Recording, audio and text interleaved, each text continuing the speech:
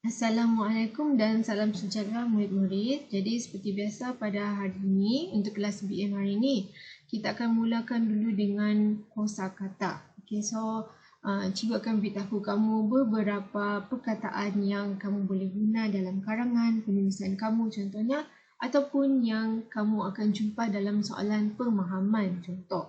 Okay, jadi cikgu akan beritahu kamu maksud dan juga contoh bila kamu boleh guna perkataan-perkataan tersebut. Dan pada akhir video ni, kita akan belajar beberapa kesalahan ejaan. Okay?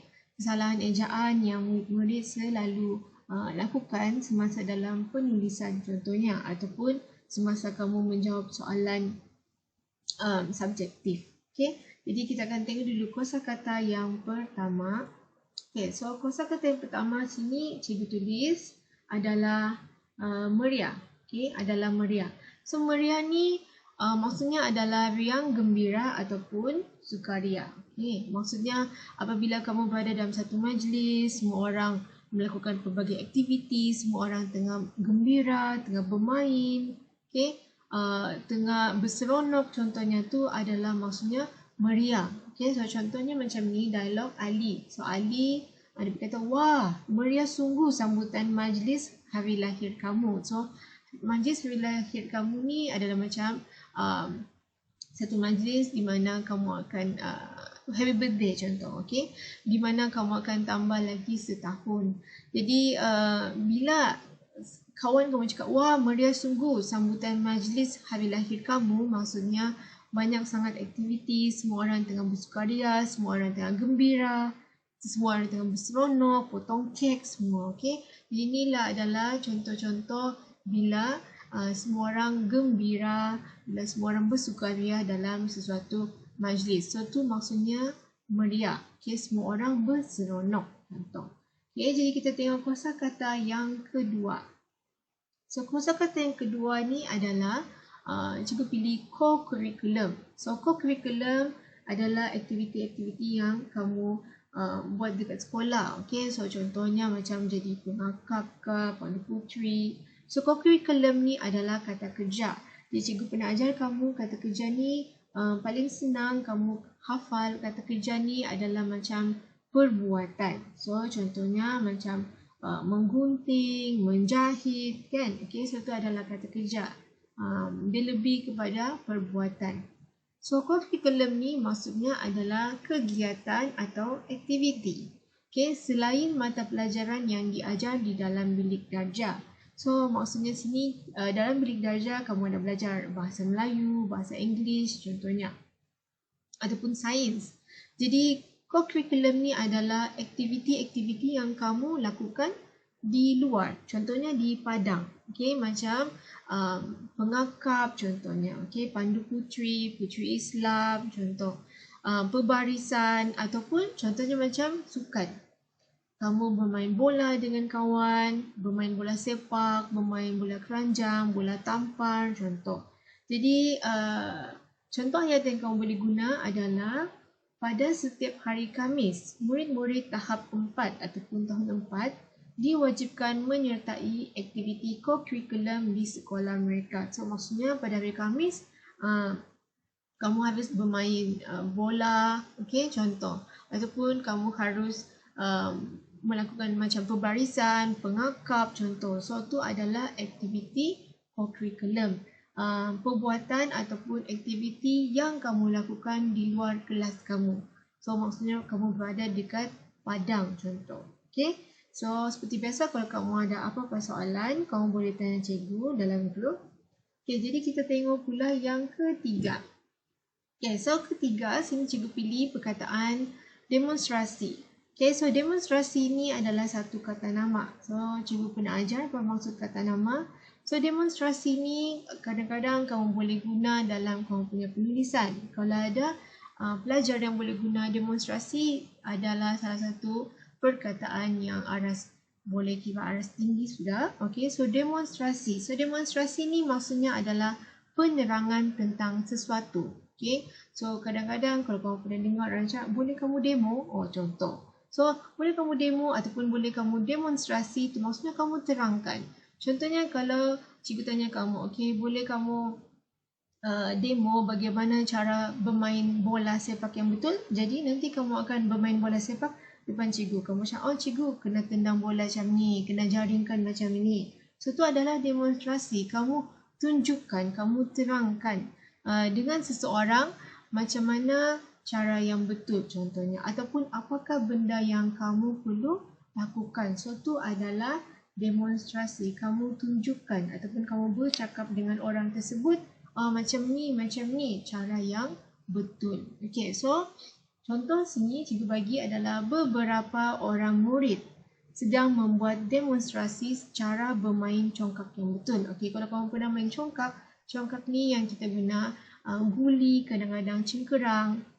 Jadi kita akan pindahlah daripada satu lubang ke lubang-lubang yang lain. Okey, sampailah siapa yang ada paling banyak guli ataupun cengkerang, dia yang menang. Jadi bila orang buat demonstrasi bermain congkak contohnya, jadi murid-murid ni dia akan tunjukkan cikgu macam mana cara bermain yang betul contoh.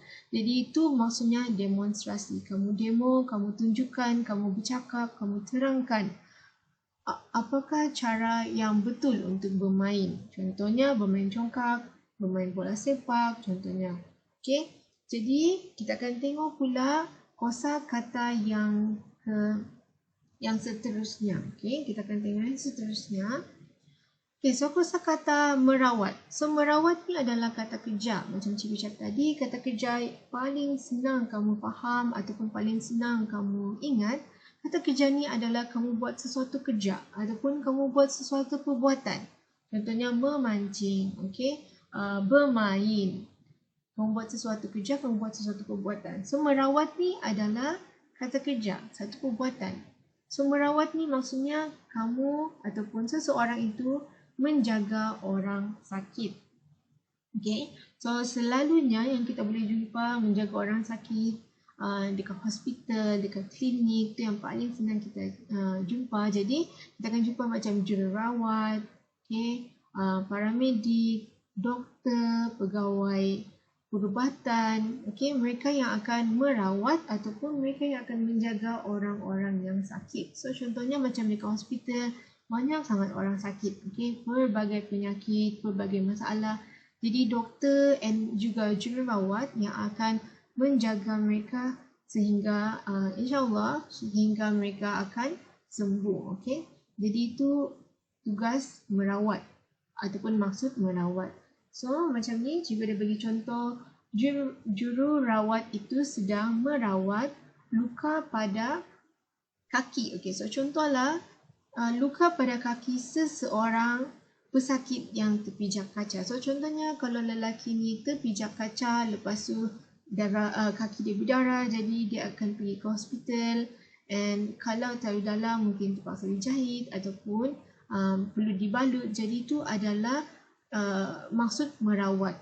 So jururawat, doktor juga mereka akan merawat sampailah pesakit itu tidak lagi berdarah, pesakit itu sudah sembuh. Okey, so itu adalah maksudnya merawat. Ataupun contohnya kalau kamu ada luka dekat tangan, okey, dibalut, so itu adalah perbuatan merawat juga. Okey, menjaga seseorang yang sakit.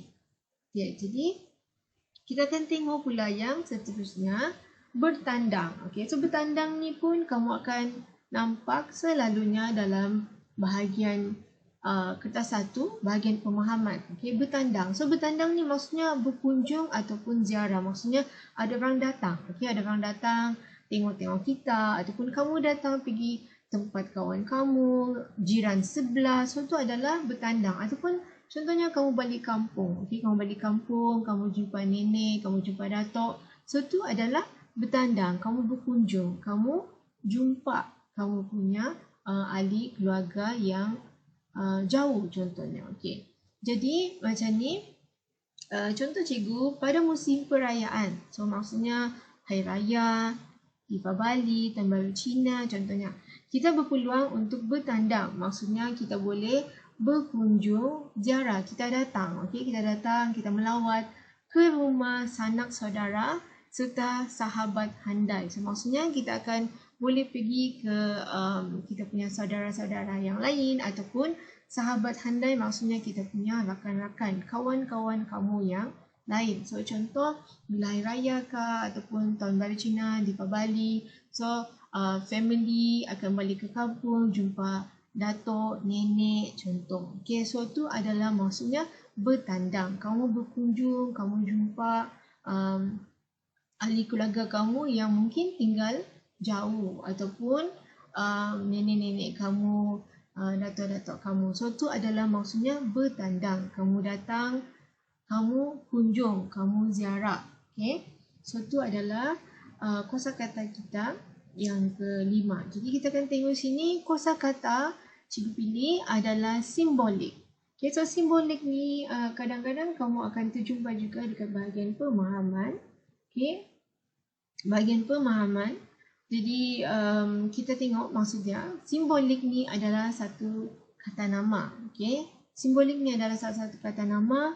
Simbolik ni maksudnya perlambangan. So maksudnya simbolik tu adalah kita melambangkan sesuatu. Contohnya kalau kamu tengok segitiga ataupun bulat ataupun segi empat, kadang-kadang mereka akan melambangkan sesuatu contoh, ataupun orang tu berpakaian macam ni, macam tu. So itu melambangkan ataupun mensimbolkan sesuatu.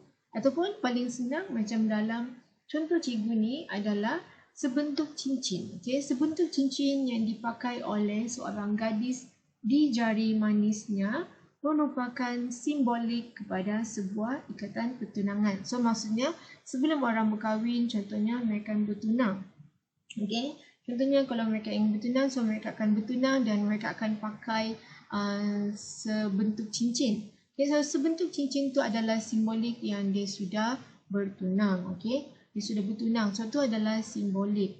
So simbolik ni dia boleh kadang-kadang perbuatan kita, percakapan kita ataupun benda yang kita pakai, okay, akan ada maksud di sebaliknya, akan ada melambangkan sesuatu. Okay, so kadang-kadang orang akan tengok, orang tu sudah bertunang contoh. So kita tidak perlu tanya lagi orang tu tersebut, kita sudah tahu dia sudah bertunang ataupun dia sudah berkahwin contoh. So tu adalah simbolik.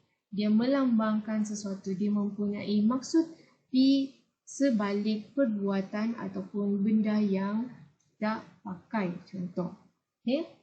So kita akan tengok yang terakhir, kosakata yang terakhir sebelum kita belajar kesalahan ejaan. Okay? Tertumpu kosakata. Tertumpu adalah salah satu kata kerja. Okay? Tertumpu ni maksudnya berikan perhatian penuh. Okay? Diberikan perhatian penuh. Contohnya macam kalau kamu berada dalam kelas, kamu selalu tumpukan perhatian. Contoh, tanya cikgu soalan tentang kerja rumah, tanya cikgu soalan tentang bahasa Melayu contohnya. So maksudnya kamu tumpukan perhatian. Kamu tengok apa yang cikgu ajar dekat depan dari mula sampai habis dengan penuh perhatian. Dengar betul-betul. Kamu faham. So maksudnya tu adalah tertumpu. Kamu berikan perhatian penuh. Okay, so maksudnya kamu tengok dari mula sampai habis apa yang cikgu mengajar. Kamu duduk baik-baik. So tu adalah tertumpu. Kamu berikan perhatian penuh. Okay, so contoh macam ni. Perhatian mahasiswa itu tertumpu pada pensyarah. So pensyarah ni adalah macam cikgu tapi dia mengajar dekat atas yang lagi tinggi, iaitu dekat universiti, contohnya college, okay, yang sedang mengajar di hadapan bilik kuliah. So bilik kuliah ni adalah macam bilik darjah tapi adalah dia berada dekat college, dekat universiti. Okay, so ni contohnya macam kamu, okay, bila cikgu mengajar dekat depan, kamu dengar betul-betul. Jadi kalau kamu tidak faham, kamu bolehlah tanya soalan. Okay, kamu boleh tanya soalan. Tu maksudnya kamu betul-betul faham, kamu dengar betul-betul. Bila cikgu tanya soalan, kamu boleh jawab. So tu adalah maksudnya tertumpu. Kamu berikan perhatian penuh. Okey, jadi kalau kamu tidak ada apa-apa soalan, kita akan tengok pula yang terakhir. Okey, so ni adalah slide yang terakhir. Cikgu akan tumpukan cikgu akan bincangkan beberapa kesalahan ejaan. Okey, beberapa kesalahan ejaan yang kadang-kadang murid akan buat dalam bahagian penulisan. Okay, so contoh ni macam kewajiban. Okay, kita dengar orang cakap kewajiban, tapi sebenarnya tidak, dia adalah kewajipan. Okay, so kewajipan kita eja dengan P bukannya dengan B. Okay, so tu adalah cara ejaan yang betul. Kita guna P kewajipan bukannya kewajiban. Okay, so ni adalah cara yang betul dan ni yang salah. Okay, so kadang-kadang kita juga ada juga pelajar mungkin salah eja ataupun mungkin mereka ingin tulis cepat tapi mereka salah eja kubis. Okay, kubis adalah dengan ejaan U sekali. Okay, so tu adalah kubis. So kadang-kadang juga kita akan tersalah, contohnya kata majmuk. Okay, so kraft tangan. Kraft tangan ni adalah satu perkataan, jadi kita harus eja dalam satu perkataan, tidak perlu sengkang. Okay, so kadang-kadang pelajar tersilap. Mereka ingat craft adalah satu benda, tangan adalah satu benda. Okay, so ini adalah ejaan yang betul tanpa sengkang. Okay, so kita ada dengar lagi kadang-kadang persona. Bukannya persona. Okay, sebenarnya dia adalah persona. Okay, so persona. So ada lagi, contohnya kalau pelajar ingin memberi contoh, okay, contoh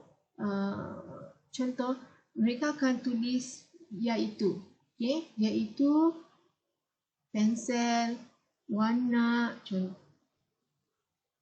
kucing, gajah contoh. So bila kita ingin melukis, bila pelajar ingin menulis sesuatu contoh, contohnya terdapat pelbagai warna di dalam pensel box ini, iaitu biru, kuning, merah, hijau, hitam, okay, pink contoh. Jadi jika pelajar ingin menggunakan perkataan iaitu, kadang-kadang mereka tersalah eja. Okay, iaitu memang bunyi dia hampir sama macam ya itu, tapi kita eja dengan I. Okay, iaitu kita eja dengan I-A-I-T-U. So ni kadang-kadang pelajar tersilap semasa dalam bahagian penulisan. Okay, so kita tengok lagi. Okay, so kita tengok lagi 5. So kadang-kadang pelajar tersilap ejaan untuk agent. Okay, untuk agent. Kadang-kadang mereka tersilap dengan mungkin ejaan dalam bahasa Inggeris. Okay, so ejaan yang betul dalam bahasa Melayu adalah E-J-E-N. Okay, E-J-E-N. Lagi satu, kadang-kadang pelajar tersalah eja bumi putra. Okay, bumi putra. So mungkin kamu tersilap dengar orang cakap laju sangat bumi putra. Okay, bumi putra, tapi bukan. Ejaan yang betul adalah bumi putera. Okay, macam mana kamu eja bumi dan juga macam mana kamu eja putera. Contohnya putera raja. Okay, ada lagi yang cikgu perasan kadang-kadang kamu tersilap ataupun pelajar-pelajar tersilap adalah contohnya ejaan prihatin. Okay, ejaan prihatin. So ejaan prihatin yang betul adalah P-R-I-H-A-T-I-N. Kadang-kadang ada murid yang mengeja perihatin, tapi sebenarnya ejaan yang betul adalah prihatin. Okay, tanpa huruf I. Okay, lagi dua yang cikgu perasan kadang-kadang ada pelajar yang tersilap ejaan manfaat. Okay, ada yang ejaan manfaat, tapi sebenarnya ejaan yang betul adalah manfaat. Okay, bukannya manfaat. Okay, manfaat. Ada lagi yang selalunya pelajar tersilap adalah ejaan logik.